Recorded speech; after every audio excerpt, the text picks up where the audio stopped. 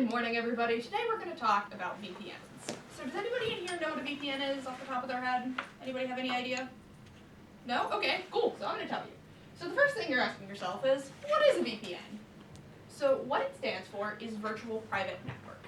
It has a couple of cool abilities to it. So it can mask your IP address, it renders your data unreadable, and it allows you to hide your search history and bypass certain geo restrictions. So like think about how Netflix has like shows that are in other countries and you can't access them here. If you have a VPN, you can access them. We'll get into why that works in a little bit. So it also helps fight government surveillance and identity theft. So what are some good things about using a VPN? So it makes it difficult to trace your data back to you. So say that somebody wants to figure out who you are or figure out what you've been doing online and you have a VPN. So what they do is they go to the VPN and they say, hey, I want your information. And the VPN goes, oops, I can't do that. And we'll get into why that works in a few. So it allows access to blocked websites because you are basically circumventing the internet, and helps protect against government surveillance, as I talked about. So there are, however, some problems with it. You can still track your cookies, which means that like certain data websites, like think about how when you go onto websites like Netflix or Twitter and they remember your login, they do that through cookies. So they can still track that. So they also slow down your internet speed substantially because of the mechanics of VPNs, which we'll get into. So the wiring and router age of a house can affect a VPN. If the wiring is very old and slow, it can create problems because you are doing such high-tech activity. And these have only been around for about 12 to 15 years now. So old routers can't process the VPN and it'll just won't go through. Another downside is that they cost money. Free VPNs do exist, but they're not really recommended because what they can do is you're gonna be paying for the service in one way or another. So when you have a free VPN, what happens is they can take your data and they can sell it to other people, which is exactly what you're trying to avoid using a VPN. And they have them on phones too, but they tend to be pretty awful and they tend to have malware. And they can even go into your account and send your information back out to the people you're trying to avoid. 40% of free phone VPNs injected malware and ads into their VPN services, and 20% of them didn't even encrypt the data, which is exactly what a VPN does. So now that we've talked a little bit about the pros and the cons and the ups and the downs, let's talk about how it works. So what a VPN does is it is a client-server based system. So you are the user and the client, and you are sending your data to a server.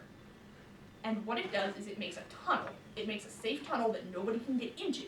And then it encrypts your data, which means that it takes all your data into code and makes it unreadable. The only place that has the encryption key is the VPN itself.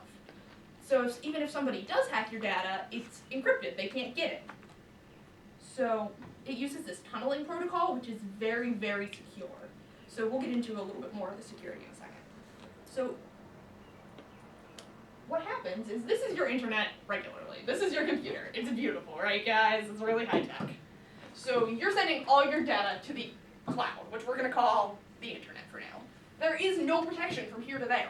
Anybody can get your data. If there is somebody just sitting there and they're just waiting, they can just hack in and take whatever they want. And we call this the man-in-the-middle attack in hacking.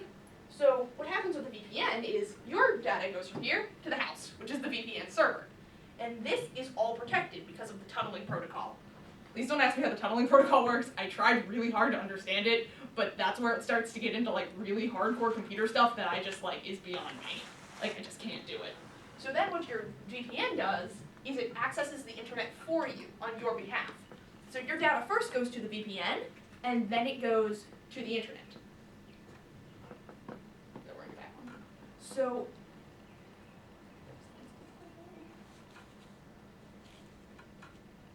sorry, I need 30 seconds here.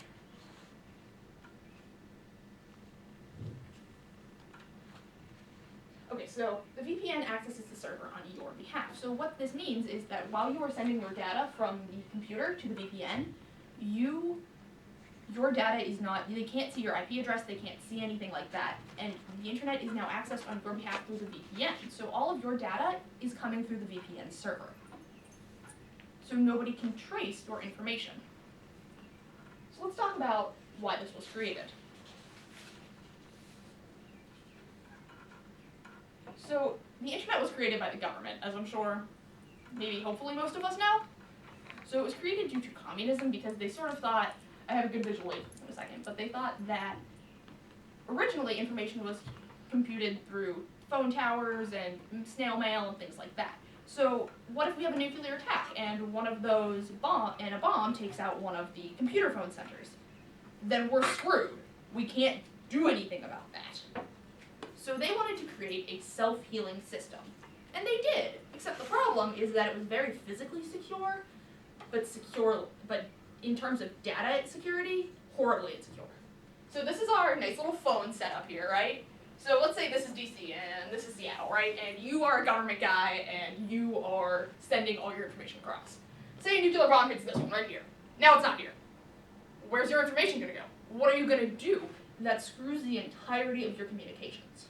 So what the government did was they said, okay, now we have a bunch of different routers. So this one's DC and this one's Seattle.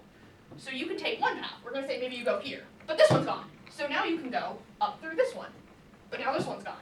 So now you can go down through the other one. So the internet itself is self-healing, and it can pass through whatever routers it can. It'll pass through whatever routers it can. And it'll go through them to get to the right path. So, but while you're going from router to router, your data is not secure. So the VPN will go, okay, here's a little tunnel, now it's secure. So they have a really great use in business because each of these towers is not secure. Anybody can get into any of these at any time. So the VPN is meant to circumvent that. So they have a really great use in business because you have all of this important data, whether you be a government guy or a business guy, and you don't want anybody getting into your files, right? So Microsoft created the VPN in 1996 to allow your data to be sent from point A to point B securely. So what it does, it tricks your computer into thinking that it is there. Wherever your VPN is, you can access the server remotely.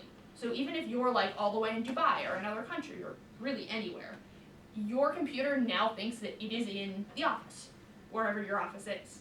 And you can even do some pretty cool things with that, where you can even print from all the way from another country. Because your computer thinks it is in that IP address. The VPN tricks it into thinking it is there. So you can access files that are maybe like stored on hard drives there, or that are printed there. So VPN started to hit the personal market in the 2000s, especially due to security breaches and hacking. So think about like Edward Snowden, think about like Hillary Clinton's emails, that kind of stuff. So people started to realize that the internet is not as secure as we thought it was, and maybe we need some things to help protect us from the internet. So services like TunnelBear, ExpressVPN, they've seen a 200% increase in United States users because of just how horrible everything is. People can get your information and you're not even aware of it. So our online freedom is declining rapidly at that. And there's not much we can really do about it. People have access to you and your information all the time. So why does this matter? Government censorship is still an issue. And this is a really big deal. So, and another reason why this matters is because your internet service provider, your ISP, can sell your data to other companies. So they can see everything that you're doing because all of your internet connections are going through anything you type in has to go through the internet search provider, right? Or the internet service provider. That's how you access the internet. And because they have all that access, and there's nothing stopping them from selling that data, especially now that net neutrality has been rolled back in the United States. So think about all the things that you put into the internet all the day, or like, all the things that you maybe tell your Alexa or Siri, or, things like that. Do you really want somebody to have access to that and be able to sell that? Because I don't. So let's continue with government censorship. So internet shutdowns are very common in places that are not here. They're very common in Asia and Africa. So people have issues with their government and they start to protest and they create these big issues that people are having. They're unhappy and governments don't really like when people are unhappy, so they try to squash this. And they squash this through the internet, through shutting down the internet so that nothing can spread through social media and no fake news can be spread. So there were 188 shutdowns in 2018 alone. There have been 300 of them in the past, 2 years. So they're very common in areas such as Africa and Asia, but they do happen in Europe and South America. So what people do to get around the government who is shutting the internet down is they use a VPN. Because nobody can track you and nobody can trace you with those. And you can get on to blocked websites, you can circumvent your government censorship using the VPN. So they are banned in Russia and China. We'll come back to China, it's a very important topic. So here's a place where they are doing an internet shutdown right now, in Sri Lanka. I remember I was very baffled when I saw that most of these articles were new. These are articles that I pulled from the 23rd of April. This is happening now in our current society. So Sri Lanka bans the internet services after the bombings on Easter Sunday. So because of terrorism spreading through social media, they're like, we're just not going to deal with it. So citizens have been prevented from checking in with their families or even really getting information. So the government is trying to censor some fake news and misinformation that's going on. One type of misinformation said that VPNs would become classified as terrorism, which was not true, but it scared the living daylights out of everybody. But people are still using the VPNs to bypass that restriction and figure out what is going on in their world and in their lives. So there have been 21 blockages in Sri Lanka in 2017 and 2018. India has had 60 shutdowns, which is terrifying.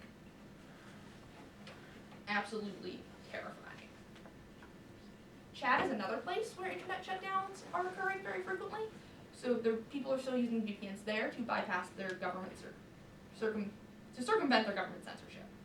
So Chad's internet shutdown began in 2018. So their president said, I want to be president more, and I don't like that the rest of you don't like me to be president more, so I'm going to change the constitution so that I can be in power until 2030. And the people there were like, I don't really like that. And the president was like, I don't care about that, now you can't talk about it. So he shut down the internet due to this, just to squash any sort of insurrection that was going on. So the shutdown, the source that I was reading about this said that the shutdown may be due to tribal clashes going on in the country, that people are just fighting with each other, and the government doesn't want that kind of fighting to spread. So these are not uncommon in Africa. So far, in 2019, there have been 3 shutdowns in Sudan, Zimbabwe, and the Democratic Republic of the Congo. So they're used to repress free speech and freedom of association during uprisings that challenge their leadership. So anything that gets in their way, they want to shut down, because they know that the internet is a powerful tool that can be used to spread information from point A to point B. And spreading that information in a country where you are very tightly trying to control the information is dangerous. But people are still using VPNs to get around them. They want their rights, and they want to be able to go through and read what they can and learn what they can, even though the government is preventing them to do that. And on top of this, the article mentioned a very interesting point, that it prevents citizens from using the internet to get out of poverty, which is fascinating, because people can use the internet to sell goods online, to connect, to share their information, and possibly get a job, and it's preventing people who are very poor in that country from doing so, because they don't have any access. So it violates the human rights rules that the United Nations have set up, and Chad is a member of that. However, nobody seems to be doing much about it. They just seem to be letting it happen, which is a little bit scary, right? So now, let's talk about China. So, I don't know if anybody knew this. I found this out over the course of my project, and it baffled me, but China has a thing called the Great Firewall, which is an awesome name. So what the Chinese Great Firewall is they are censoring the internet entirely. They're not trying for this complete censorship, but they're just trying to control it so that they can shape public discourse. China is a communist state right now, and they want absolutely nobody else to be able to have any sort of hold on their information or what is going on. So it reflects China's internet sovereignty, which says that every country has the right to stop unwanted information at its border. So there is no access to Google, Facebook, the New York Times, things like that. Even Winnie the Pooh was banned in China. I'm not making that up. So foreign countries that come in must adhere to Chinese standards. So they can't put anything that would diminish the Chinese government, that would give people ideas. And their laws are bound by that. Like, I know that Apple recently has taken off any and all any VPN apps from the Chinese App Store because they're not allowed there. So the firewall represents paranoia over having opposition to a single party. So if more ideas get out and more ideas start to spread, then there's a big problem there. Especially in China, where they are desperately trying to control everything. And this is a big deal here. There are 50,000 people employed in government censorship. It is major. It is something that affects every single thing. So the VPN crackdown began to avoid bypassing the Great Firewall. It began in 2017, but VPNs were officially banned in China in March 2017. And users who use them can even be disconnected from the internet entirely. They can be arrested. They can be shut down and given heavy fines. So, however, VPNs aren't entirely outlawed in China. You can use them if the government says you can use them. So they have certain VPNs that you're allowed to use that can't bypass the firewall, but they're still set up and regulated by the Chinese government. So there really is no way to really circumvent their freedom. So many disagree with this firewall, and companies are still selling to China, like ExpressVPN, that talk about how they don't believe that this should be a thing, that they are trying to change it. So they are removing it from the Apple Store and other marketplaces, and China is punishing those people. They're saying, we don't want you to have this. We want you to not do this. So in a day like today, VPN remains as one of our most valuable security tools. In an era where we have the government coming in and shutting us down at all times, when fake news is rampant to the point where even our United States president is talking about it and changing it, and changing the way that information spreads, the VPN remains very, very important. Because what it can do is it will hide your information, it allows you to prevent yourself from hacking, and if your information is being hacked, it'll reroute itself. You are secure when you use a VPN. You're not entirely secure, but you are much more secure. And in a day like today, we need that more than ever.